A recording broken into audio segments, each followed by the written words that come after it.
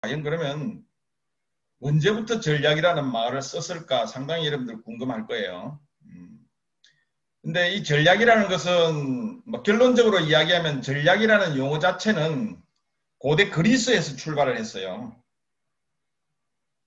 고대 그리스에서 출발을 했는데 그러면 우리가 고대 그리스 이전에는 전략의 개념이 없었을까? 상당히 이제 의문이 가죠. 우리 성경에 보면 그 여리고 전투에 관한 기록이 나와 있어요. 여리고 전투, 여리고성. 우리 여러분들 교회 다니는 사람들은 뭐 주일학교에서 혹시 성경 스토리를 많이 들은 사람도 있을 거예요. 라합이라는 기생이 나오고 쉽게 이야기하면 그 이스라엘 민족이 오랫동안 그 바빌론 민족에게 속국으로 지냈죠, 그죠?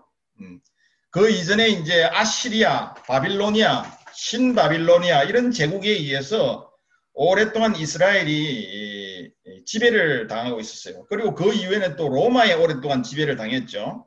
그리고 2000년 동안 이스라엘 백성들은 나라 없이 지냈죠. 여러분들 익히 잘 알죠. 그래서 2차 세계대전이 끝나고 난 다음에 이스라엘이 건국을 했어요.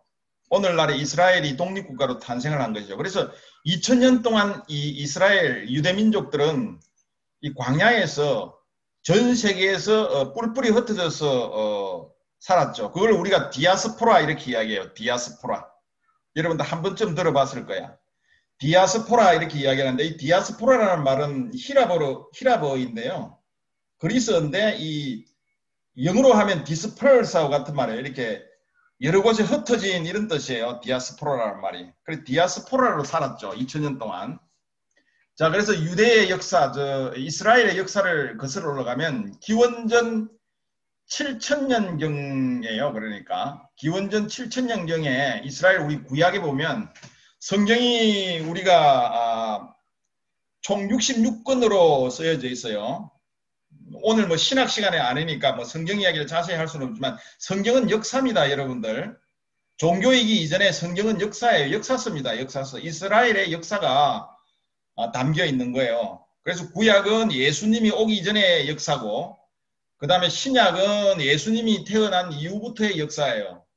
그래서 성경을 우리가 역사로 접근해서 읽어보면 굉장히 재미가 있죠. 그래서 성경은 구약이 총 39권, 신약 성서가 27권에서 총 66권으로 성경이 쓰여져 있어요. 그래서 구약 성경에 보면 이 기원전 7000년 전에 여리고성 전투 이야기가 나와요. 이 여리고성 전투에 보면 여리고성 전투를 하면서 그 해자를 설치했다 뭐 이런 이야기가 나오거든요. 자, 여기서 해자라는 것은 뭐냐 하면 장애물이에요. 장애물.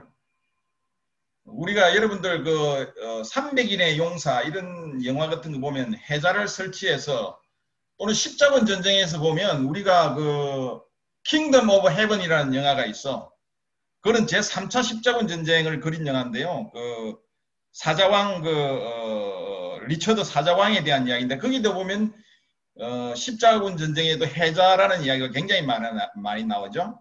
그래서 이 해자라는 것은 전투를 할 때 우리가 오늘날은 뭐 지뢰를 설치하다든지 철조망을 설치한다든지 이런 장애물을 설치하잖아. 인공장애물하고 천연장애물을 설치하지만 고대에는 이제 성을 쌓고 성 앞에 이제 또랑을 길게 판다든지 또는 목책을 세운다든지 또는 바위를 세워놔서 여러 가지 그 적이 접근하기 어렵게 또는 접근하더라도 지연 접근을 할 수 있도록 그래서 방자가 유리한 어떤 전투를 할 수 있도록 이렇게 해자를 설치했다는 기록이 나와요.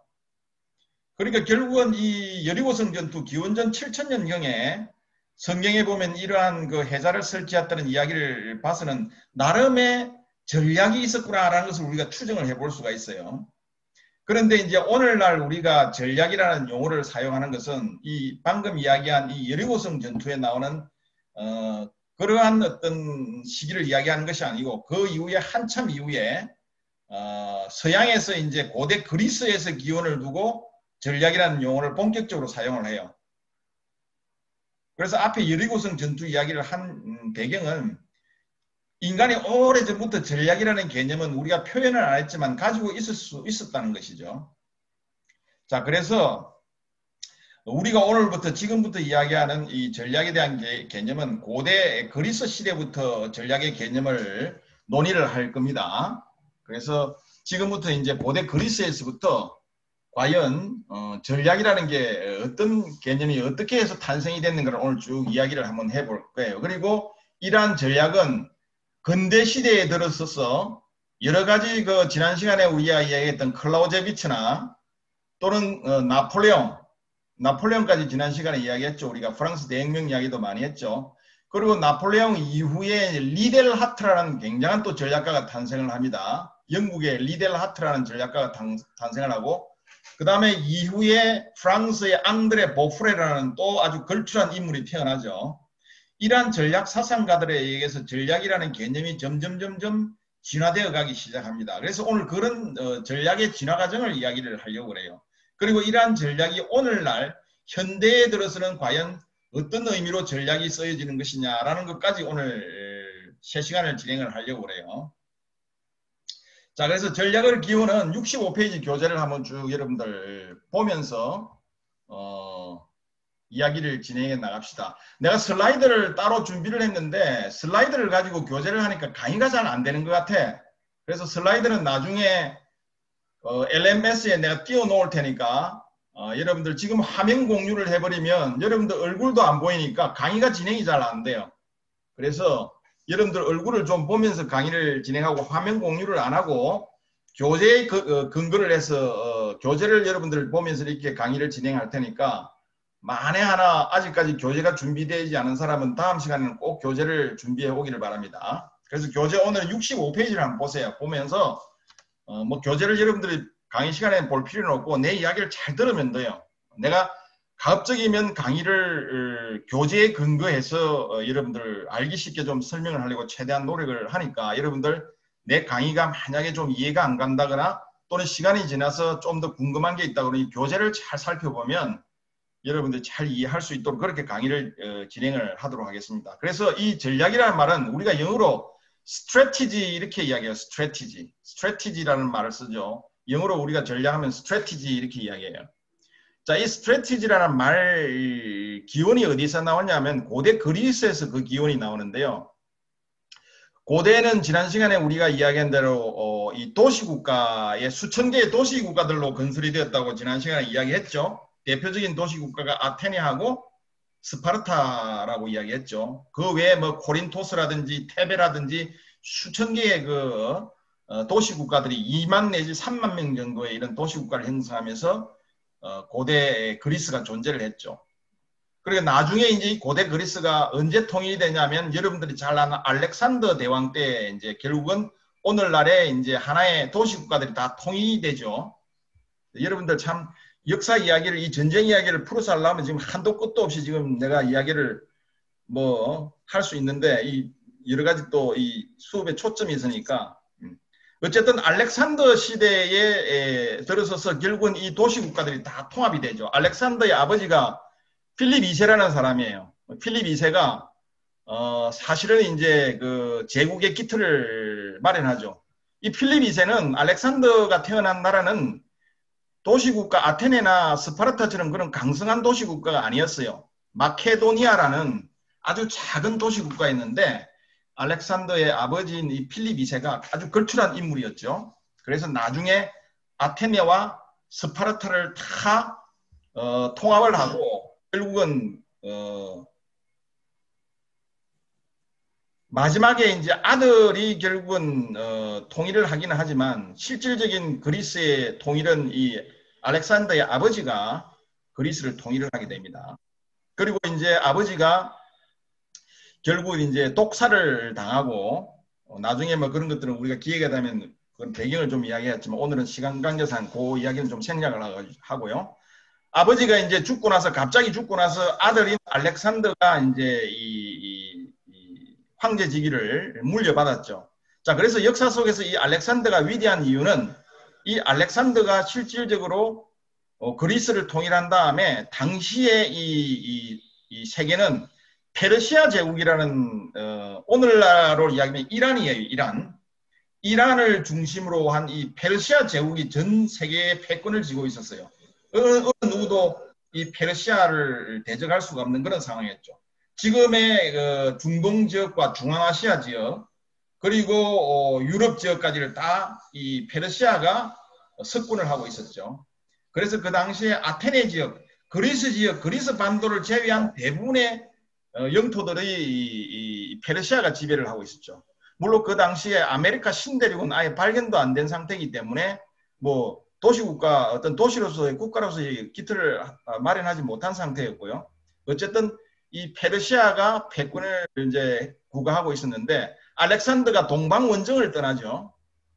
그래서 알렉산더가 동방 원정을 떠나면서 오늘날의 터키, 여러분들 터키 여행을 뭐 해본 사람이 있을지 있겠지만 이 터키를 여행을 하다 보면 이 보스포러스 해협이라는 게 있어요. 우리나라의 지도상에 보면 동서양을 가르는 지점이 터키의 이스탄불이라는 지역 여러분들 잘 알죠? 이 이스탄불을 기초로 해가지고 가면은 그 보스포러스 해협이 있어요. 이 보스포러스 해협을 기점으로 해가지고 오른쪽은 동양이고 왼쪽은 서양이에요. 오늘날 치면. 동서양을 가르는 지점이 이 터키의 그 보스포러스 해협이에요. 그래서 알렉산더가 그리스 반도에서 터키로 진출을 해서 보스포러스 해협을 지나서 동방 원정을 떠납니다. 그래서 페르시아 제국을 굴복을 시키죠. 이 당시에 이 페르시아 제국을 알렉산더가 제패했다는 것은 어마어마한 역사적인 사건이에요. 당시에 페르시아는 대제국이었고 그리스 통일된 국가라 해봐야 사실 병력이나 뭐 국력 수준에서 거의 뭐 100배 뭐 정확하게 우리가 산술적으로 이야기하기에는 어마어마한 국력 차이가 있었지만 알렉산더가 20세에 그리스를 통일하고 24세에 동방 원정을 떠납니다. 24살이면 여러분들 지금 나이죠? 여러분들 4학년이니까 24살이잖아요. 그죠? 여러분들 나이에 알렉산더는 페르시아 원정을 떠났습니다. 그래서 페르시아를 27살에 완전히 30, 실질적으로 한 30살까지 해가지고 한 10년 정도 걸쳐서 20세의 왕위에 올랐으니까 한 10년에 걸쳐서 페르시아 제국을 전장터를 누비면서 페르시아를 굴복을 시키죠. 그래서 우리가 이제 뭐 그 당시에 페르시아는 뭐 크세르크세스 왕이니 여러 가지 다리우스 대제니 이런 여러 가지 들어봤는 왕들 이름이 나오죠. 자, 그래서 어쨌든 알렉산더는 동방 원정을 통해서 페르시아를 정복을 합니다. 자, 이 페르시아를 정복을 하면서 알렉산더는 전쟁만 한 것이 아니고 그리스의 이 문화를 오늘날 아시아, 페르시아 동방 지역에 원정을 하면서 그 현지 국가, 굴복한 국가를 문화를 말살한 것이 아니라 그 문화를 이민족들이죠. 그리스 입장에서 볼 때 이민족의 문화와 제도를 그대로 수용하면서 그리스의 서양 문화를 전달하면서 이 동서양의 문화가 혼합이 되죠. 이걸 우리가 헬레니즘 문화라고 그래요. 헬레니즘 문화. 여러분들 많이 들어봤죠? 헬레니즘 문화. 그래서 알렉산더의 동방 원정을 기점으로 해가지고 동서양의 문화가 교류가 일어나는 현상이 생기죠. 동서양의 문화 교류가 일어나면서 헬레니즘 문화가 싹트기 시작합니다. 그래서 결국은 알렉산더 이후에 나중에 알렉산더가 결국은 이제 동방 원정을 끝나고 인도를 정벌을 하려고 그러는데 이제 여러 가지 내부 반발에 부닥쳐서 다시 이제 본국으로 귀환을 해요. 본국을 귀환하다가 그리스까지 못 오고 중간에 이제 병사를 하게 되죠. 뭐 여러 가지 설이 있어요. 뭐 독살당했다는 설도 있고 또는 질병에 걸려서 전염병에 걸려서 사망했다는 말이 있는데 일단은 뭐 여러 학자들의 주장에 의하면 일단 병사한 걸로 많은 학자들이 주장을 하고 있죠. 그래서 약관한 나이 32세에 알렉산더가 이제 사망을 합니다. 돌아오지를 못하고. 그래서 결국은 알렉산더 희화에 있던 여러 장수들의 나라로 또 분열이 되기 시작해요. 그래서 알렉산더의 리더십이 사라지니까 그리스 제국이 붕괴를 하게 됩니다. 그러면서 이제 생겨난 게 나중에 로마가 꿈틀거리기 시작합니다. 로마가. 그래서 결국은 나중에 로마가 그리스를 지배를 하고 로마가 또 패권을 행사하게 되죠. 그런데 이 로마는 그리스의 문화를 굉장히 이상적인 문화로 생각을 했어요. 그래서 그리스 정신을 대폭 수용을 하면서 로마가 정치적으로, 경제적으로, 군사적으로, 문화적으로 엄청난 어떤 성장을 하게 되죠. 그래서 로마가 제국을 형성하고 결국은 이 로마도 나중에 이제 이민족의 침입, 오늘날에 이제 이야기하면 저기 북방민족이에요. 영국이나 스칸디나비아 반도에 있는 노르웨이나 덴마크나 이런 저 북쪽에 있는 고트족이라고 그래가지고 이 고트족들이 북방의 이민족들이 결국은 로마를 침략하게 되고 로마가 결국은 멸망을 하게 되죠. 멸망 이전에 로마는 또 나중에 동로마와 서로마로 갈라지면서 서로마는 이탈리아, 오늘날의 이탈리아 로마를 중심으로 하는 서로마 제국과 이때를 우리가 이제 신성 로마 제국이라고 그러죠. 그리고 이제 그 콘스탄티누스 대제라는 여러분들 한 번씩 다 들어봤을 거야. 콘스탄티누스 대제가 로마를 분리를 해서 동로마로 오늘로 이야기하면 이스탄불, 터키죠. 그 당시에는 이스탄불이 아니라 비잔틴이라고 그래서 비잔틴으로 동로마로 천도를 합니다. 그래서 다시 거기서 동로마 지역에서 천년 동안 동로마 제국이 또 찬란한 문화를 꽃피우죠. 이게 이제 이 동로마 제국이에요. 동로마예요. 이때부터 서로마가 동로마가 갈라지고 서로마는 북방민족에 의해서 일찌감치 멸망을 해버리고 명맥만 유지하면서 신성 로마 제국으로 유지가 되면서 여전히 이 동로마에서는 찬란한 로마가 다시 부흥을 하게 되죠. 이때가 이제 이때는 동로마 비잔틴 제국이라고 그러기도 하고 동로마라고 그러기도 하죠. 이때는 이 콘스탄티누스 대제가 기독교를 국교로 받아들였어요. 그래서 이때는 로마가 과거에는 콘스탄티누스 대제 이전에는 기독교를 탄압하는 그런 입장이었지만 콘스탄티누스 대제 이후로부터는 로마가 기독교를 받아들이고 기독교를 정식 종교로 국가의 종교로 받아들이면서 기독교 문화가 엄청나게 발전을 하게 되죠. 그래서 여러분들 유럽에 여행을 가보면 이 성당이라든지 비잔틴 문화 이런 것들을 흔적을 엄청나게 많이 볼 수가 있죠. 그래서 오늘날의 그 이스탄불, 터키 이스탄불이 동로마의 수도였어요. 그래서 과거에 이 동로마 제국 때는 이 터키 일대가 완전한 그 기독교의 최고의 전성기를 맞이했죠. 그래서 성 소피아 성당 이런 것들이 굉장히 지금 그 당시에 지어진 건물들이죠. 그런데 이후에 이제 이 동로마가 쇠퇴하면서 이슬람 민족이 이제 점점 9세기부터 이슬람 민족이 성장을 하면서 9세기부터 10세기, 11세기, 12세기, 13세기까지 이슬람이 급격하게 성장을 합니다. 그래서 결국은 동로마 제국이 이슬람 제국에 의해서 멸망을 하게 되죠. 그게 이제 십자군 전쟁 과정 속에서 그런 역사가 나오죠. 그래서 이슬람 제국이 당시에 이제 광활하게 터키를 중심으로 해가지고 이슬람 제국이 건설이 되죠. 그래서 한 400여 년 동안 이슬람이 이슬람 제국이 유럽을 통치를 하게 되죠. 그래서 그때의 비잔틴 제국, 좀 터키의 이스탄불이 완전히 이제 이슬람 무슬림 국가로 바뀌어버리게 되죠. 그래서 오늘날에 이제 여러분들 터키를 여행을 하다 보면 성소피아 성당이나 과거의 비잔틴 제국의 모습들이 거의 없어요. 이슬람이 제국을 건설한 다음에는 기독교의 흔적을 사실 다 지워버리고 이슬람화 시켜다 말했죠. 그래서 성소피아 성당도 지금 가면 박물관이라고 그래요. 박물관. 그래서 그 당시에 있었던 찬란한 기독교의 어떤 성화라든지 걸음이라든지 이런 건축 디자인 이런 것들이 사실은 찾아보기가 힘들어요. 그럼에도 불구하고 이슬람 제국이 성소피아 성당을 보고 너무나 감탄해서 그 건물을 허물진 않았어요. 워낙 그 성소피아 성당이 건축학적으로 또는 미적으로 아름답고 잘 지어진 성당이기 때문에 그 성당은 허무지를 않았어요. 그리고 오히려 그거보다도 훨씬 더 이슬람을 더 기독교보다 더 이슬람 문명이 더 우세하다는 걸 보여주기 위해서 그 맞은편에 모스크를 짓죠. 그게 이제 블루 모스크라고 그러는데 여러분들 여행해 보면 천정이 푸른 색깔이에요. 블루 모스크예요. 그래서 그 여행을 가보면 양쪽을 가보면 성소피아 성당과 블루 모스크를 가보면 건물의 크기나 이런 거는 블루 모스크가 훨씬 더 웅장하게 크게 지었죠. 왜냐하면 성소피아 성당 기독교 문화를 압도하기 위한 목적으로 지었으니까. 그런데 실제 안에 내부에 들어가 보면 비교가 안 될 정도로 성소피아 성당이 아름답고 미적었던 웅장함을 자랑하고 있죠.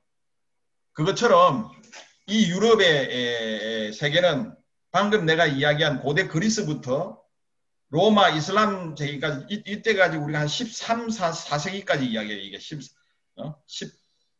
그리고 기원전 한 5세기부터 기원 후 한 14세기까지를 내가 오늘 짧은 시간에 유럽의 역사를 이야기한 거예요, 여러분들. 자, 이 속에서, 이러한 틀 속에서 우리가 지금 이제 전략을 놓으라는 거예요, 전략을. 자, 3시 반 되면 혹시 3시 20분 되면 누구 이야기해 주세요. 3시 20분. 우리가 휴식을 하고 또 들어가야 되니까. 자, 그래서 이러한 유럽의 역사 발전 과정 속에서 자, 전략이라는 것은 고대 그리스에서 아까 이야기한 스트래티지라는 말이 어디서 나왔냐 그러면 고대 그리스에는 도시국가들이 이 방진이라는 단위로 구성된 부대를 보유를 하고 있어요. 방진. 거기 65페이지 아래 전략의 기원의 둘째 줄에 나오죠. 방진. 우리가 팔랑스라고 그래요. 팔랑스. 한 번쯤 들어봤을 거예요, 여러분들. 팔랑스라고 그러는데 이 방진을 구성을 해서 군대를 보유했어요. 여러분들 영화 같은 데 보면 중무장한 보병들이 방패를 들고 긴 창을 들고 사각형의 대응을 유지해서 발을 쿵쿵 굴리면서 전진하는 모습들 봤죠? 봤으면 이렇게 그게 방진이라는 거야. 방진. 팔랑스라는 거예요. 그 대형이. 그리고 이제 요게 나중에 로마 시대로 가면 우리가 로마 군단으로 변해요. 이게 로마 군단.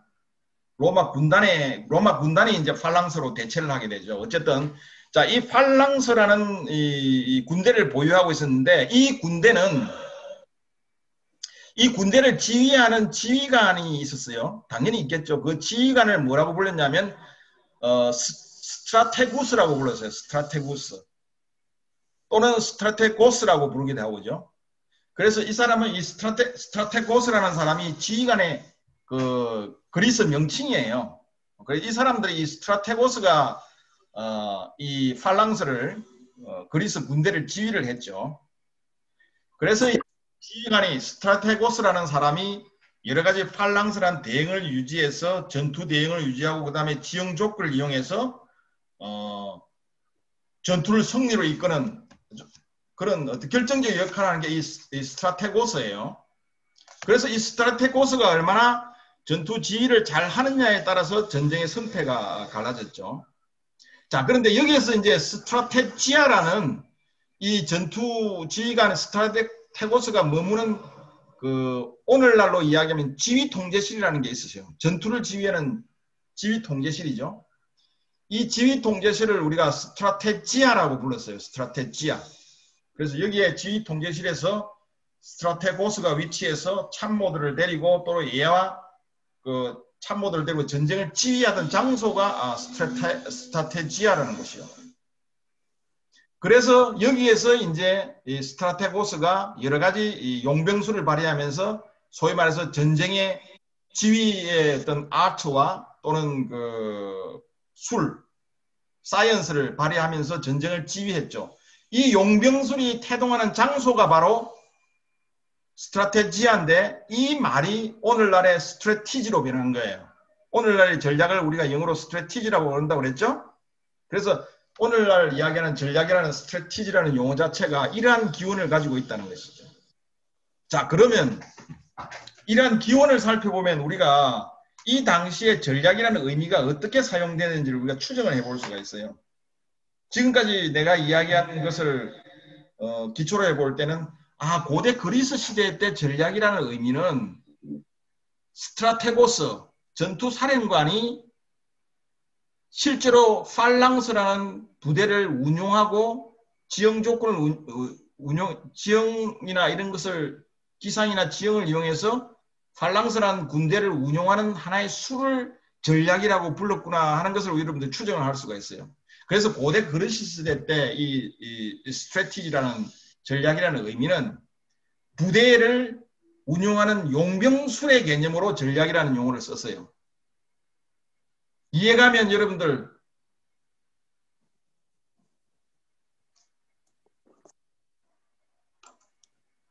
이해가죠? 그래서 고대 그리스에는 전략의 개념이 이런 용병술, 부대를 지휘하는 하나의 기술을 전략이라고 그랬죠. 오늘날은 전략은 그걸 우리가 전략이라고 그러지 않습니다. 물론 나중에 우리가 설명을 하겠죠. 오늘날 전략은 그걸 전략이라고 그러진 않아요.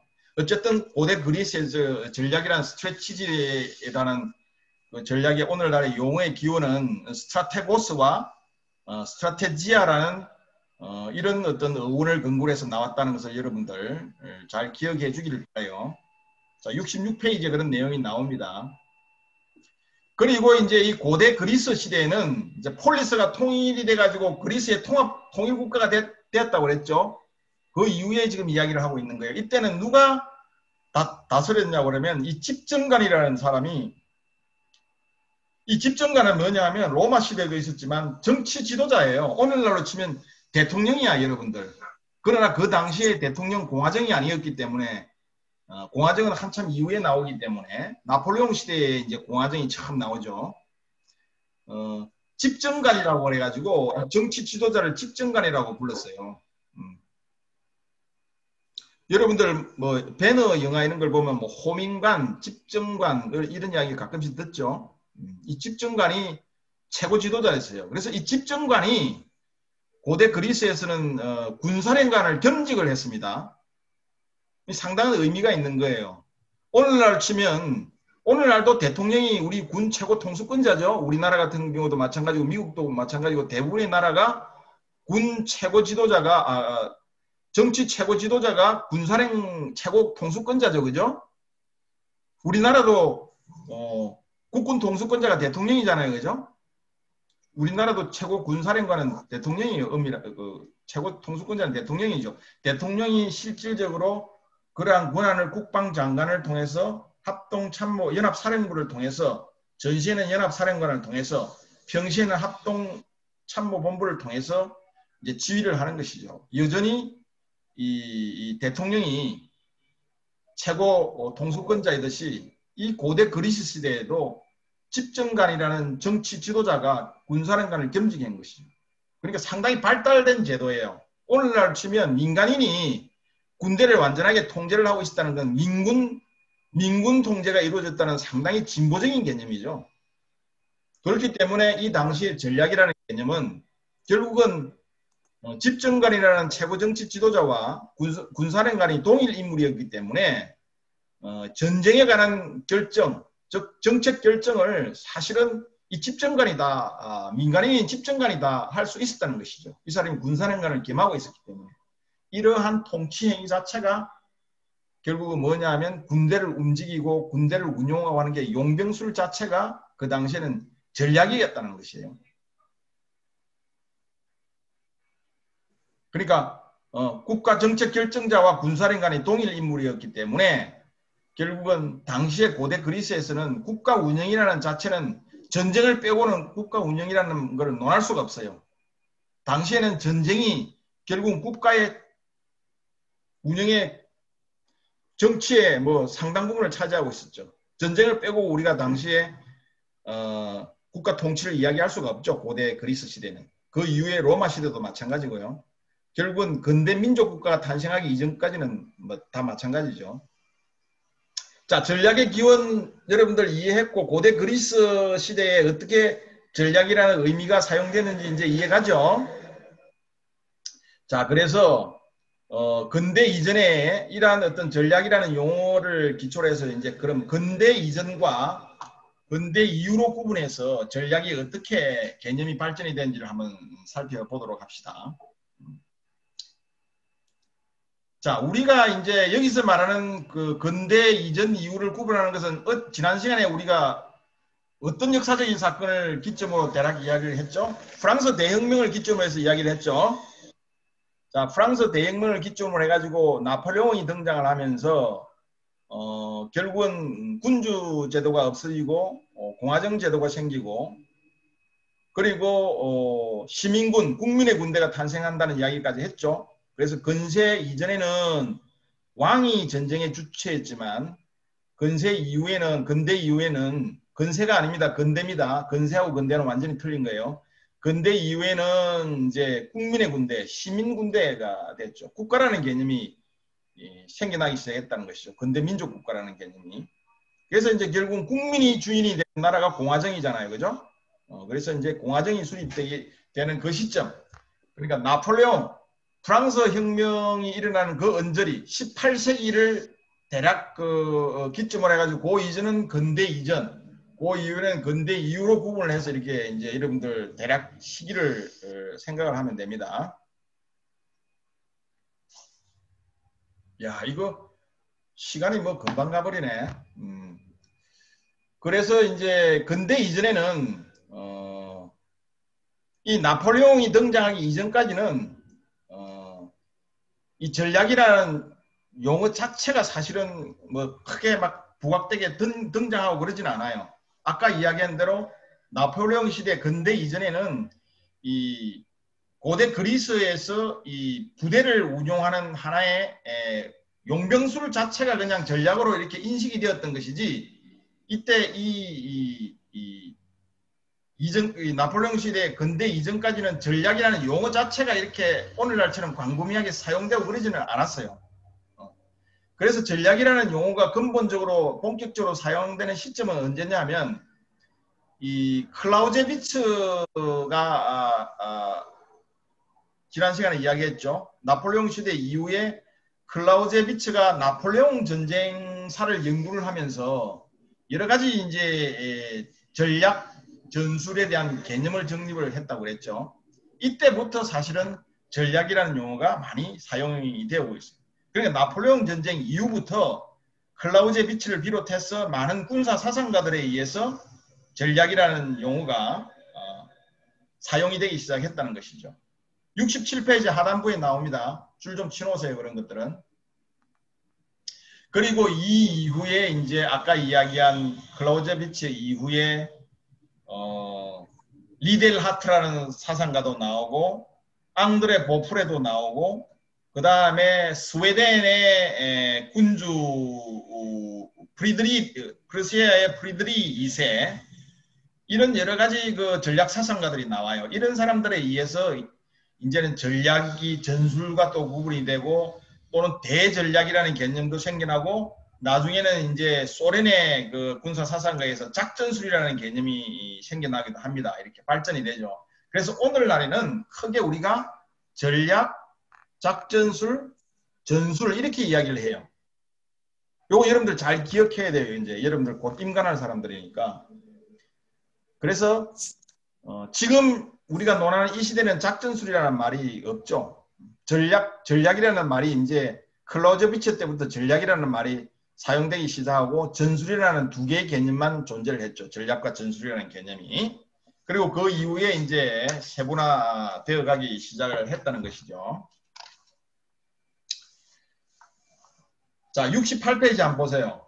68페이지 보면 중요한 우리가 이제 전투에서 여러 가지 이 전략 개념이 형성되는 여러 가지 전쟁사적인 몇 가지 그 사건이 있죠. 첫 번째 이제 아까 방진 대응을 어떻게 구성하느냐, 방진, 팔랑스를 어떻게 구성하느냐에 따라서 전략이 어떻게 구사가 되느냐 이런 것은 고대 그리스 시대에 있던 그런 것들이 이 전략의 개념으로 사용되었다고 그랬죠. 자, 이때 우리 고대에 기원전 한 5세기경에 이 마라톤 전투라는 게 있어요. 마라톤 전투. 여러분 들어봤죠? 마라톤. 오늘날에 42.195 마라톤 경기하죠. 이 마라톤 근대 올림픽이 사실은 그리스 아테네에서 출발하죠. 그래서 그리스 여행을 하다면 근대 올림픽 그 스테디움이 굉장히 인기 있는 관광지예요. 그래서 이 마라톤 전쟁을 기념해서 마라톤 경기가 생겨난 거예요. 자, 그래서 이 마라톤 전쟁은 뭐 쉽게 이야기하면 우리가 전쟁사를 이야기하는 시간이 아니기 때문에 이 마라톤 전투는 페르시아하고 그리스하고의 전쟁이에요. 그러니까 알렉산더가 페르시아를 정복하기 훨씬 그 이전의 이야기예요. 이거는 이전의 이야기인데 늘 페르시아는 그리스 반도는 복속을 못 시켰어요. 그래서 틈만 나면 이 그리스를 침공을 했지만 번번이 실패를 했죠. 페르시아가. 왜냐하면 그리스를 침공하려면 바다를 건너야 되거든. 에게해 지중해를 건너야 되고 바다를 건너야 되기 때문에 이게 결국은 쉽지 않았어요. 그래서 늘 페르시아는 그리스를 정복하려고 노력을 했죠. 그런 전투가 바로 마라톤 전쟁이에요. 이 마라톤 전쟁에서 결국은 아주 작은 도시국가인 아테네가 스파르타와 같이 연합을 해서 페르시아를 물리치죠.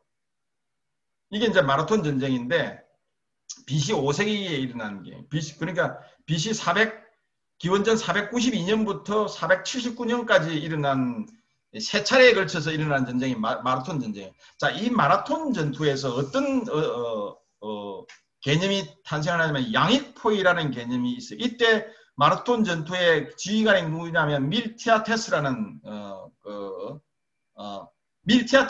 집정관이 최고사령관이었어요. 아테네에.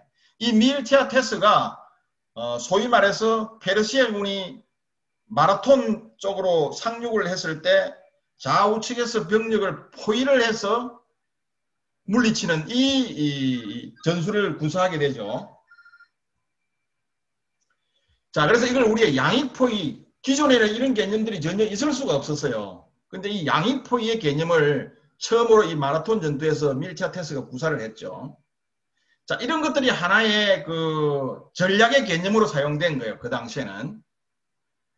그리고 이제 한참 이후에 한 200년 이후에 이 아테네가 이제 통일이 되고 국가로 통일이 되고 그 다음에 나중에 결국은 스파르타하고 아테네하고 또 전쟁을 일으키면서 펠로폰네소스 전쟁이라는 게 일어난다고 지난 시간에 잠깐 이야기했을 거예요. 결국은 나중에 펠로폰네소스 전쟁을 해가지고 아테네가 스파르타한테 패망을 하게 됩니다. 그런데 너무나 치열하게 싸워서 결국은 스파르타가 전쟁에 이기고 나서도 전투에서 이기고 나서 전쟁에 실패해버리는 결과를 초월해요. 무슨 말이냐면 스파르타가 아테네를 제압을 하고 이기고 나서도 나중에 스파르타의 반기를 든 그 테베라는 도시국가가 다시 스파르타를 공격을 해서 스파르타가 완전히 망해버리죠. 그래서 결국은 테베라는 이 도시국가가 스파르타를 공격을 하는 그 과정에서 이 루크트라 전투라는 게 있어요. 이게 68페이지 중간에 나오죠. 이때 테베의 그 에파미논다스라는 아주 걸출한 영웅이 하나 탄생을 하죠. 이 사람이 전략을 굉장히 잘 구사해서 결국은 스파르타를 굴복을 시키죠. 이때 이 테베의 장수인 에파미논다스가 어떠한 부대를 어떻게 운영을 했냐면 이 사선대영을 운영했어요. 이 사선대영이 뭐냐 그러면 오늘날에는 우리가 전투를 하면 주공조공이 있어요. 주공조공. 그러니까 우리가 공격부대가 있으면 적의 약한 측면을 주공이 공격하고 적의 강한 방어부대는 조공이 물고 있는 거죠. 고착 견제를 하는 것이죠. 그리고 나서 적의 대규모 강한 부대는 소규모의 부대가 조공이 고착 견제를 해서 못 싸우게 만들고 공격하는 주공부대는 방어부대의 약한 지점을 돌파를 하는 거예요. 그러면 그 돌파구가 형성이 돼가지고 방어진이 뚫리면 뒤에서 예비대가 투입이 돼가지고 뚫고 들어와서 적을 완전히 경멸하는 이런 개념이 주조공 예비대의 운용 개념이에요. 이것을 이 당시에 사선대영을 이용해서 에파민논다스가 구사를 했다는 것이죠. 그 다음에 이제 요 이후에 또 한 몇백 년 이후에 로마가 아까 내가 이야기했죠. 결국은 아테네가 결국은 통일이 되고 페르시아를 굴복을 시키고 알렉산더가 그 이후에 알렉산더가 죽고 난 다음에 제국이 분열돼 가지고 로마가 또 패권을 장악한다고 했잖아요. 이 로마 제국 때에 이 당시 아프리카 지중해를 중심으로 해가지고 그 카르타고라는 강대한 해양 국가가 있었어요. 이 카르타고와 로마와 전쟁을 한 포에니 전쟁이라고 해요. 우리가 포에니 전쟁. 한번 좀 들어봤을까요, 여러분들? 이 포에니 전쟁에서 유명한 그 칸네 전투 여러분들 들어봤을 거예요. 칸나의 전투 또는 칸네 선멸전. 전사 시간에 여러분들 세계전쟁사 다 배웠죠? 고대전쟁사. 그때 다 들어봤을 거예요, 여러분들. 이 칸네 전투가 대표적인 선멸전의 대표적인 전투 사례예요. 이 칸네가 결국 칸네 전투가 뭐냐면 로마와 카르타고와 싸운 제2차 포에니 전쟁에서 이 한니발이라는 사람 들어봤을까요, 여러분들? 유명한 카르타고의 명장 한니발이 대수진을 치고 로마군을 완전히 포위 섬멸하는 이 전사가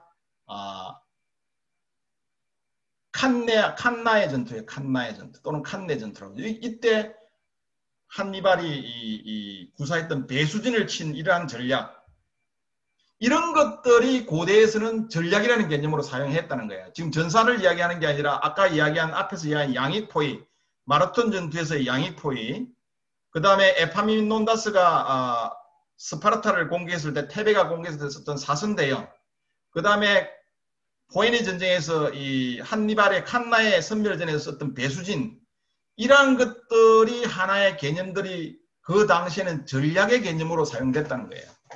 이해가죠?